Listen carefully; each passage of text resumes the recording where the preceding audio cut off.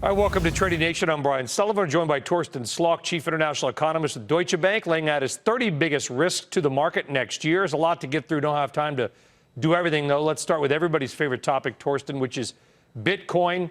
Does Bitcoin have any systemic risk to anything other than Bitcoin? Well, we added that to the list because it's, of course, something that's being talked about more and more. And the worry, of course, that one can have is that it's catching on quite substantially. And, of course, with the speed with which prices are going up, then you do wonder where prices will be even by the end of 2017. But we do think that in 2018, this, of course, will continue to be a topic. And there's a number of questions that remain unanswered about regulation, about transparency, about do you have to reveal what you're holding? Can the regulators do something about it? It's mainly because it is something that I think financial markets so far has been discounting as a small issue. But to answer your question, Brian, we do worry a bit that it could become more systemic, in particular if the current trends do continue going well into 2018. Yeah, okay. Now, North Korea, obviously geopolitically, a lot to worry about, missiles being fired off every couple of weeks. It's a big story, a lot of concern for the region. Does it have any concern for the U.S. economy or the European economy right now? Well, what has really surprised us in 2017, as we look into 2018, is that even though the North Korea situation has been very tense at times, that we haven't really seen markets pay very much attention. It almost feels as if VIX and the vol measures, volatility measures, go up only temporarily, and then people immediately bet on, oh, this is only temporary, this is going to go away.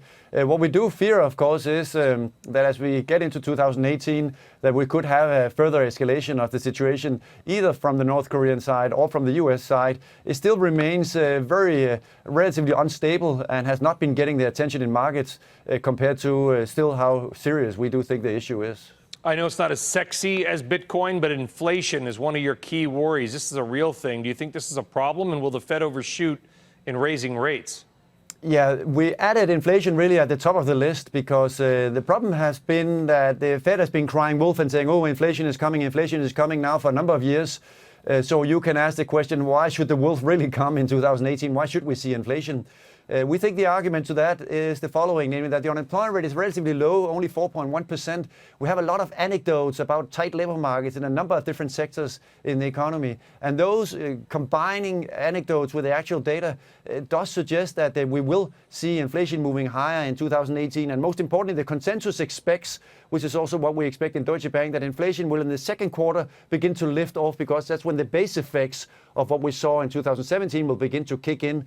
So we do think that inflation, as we get to the middle of this year, should begin to move higher, and fixed income investors and interest rate investors should begin to worry more and pay more attention to what inflation will be doing as we get roughly into May, April. But by the second half of this year, we feel quite confident that we will see inflation that's a good deal higher relative to the levels that we have today. So we do think that that's a very significant risk for markets as we get into 2018. Okay, and 27 other concerns that we obviously don't have time to get into, but you'll welcome you back on Trading Nation soon, Torsten.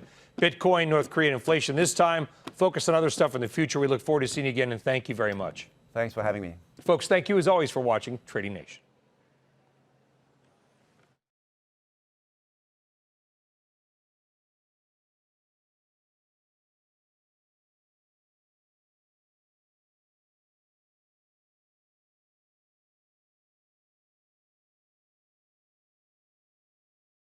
Hey there, thanks for checking out CNBC on YouTube. Be sure to subscribe to stay up to date on all of the day's biggest stories. You can also click on any of the videos around me to watch the latest from CNBC.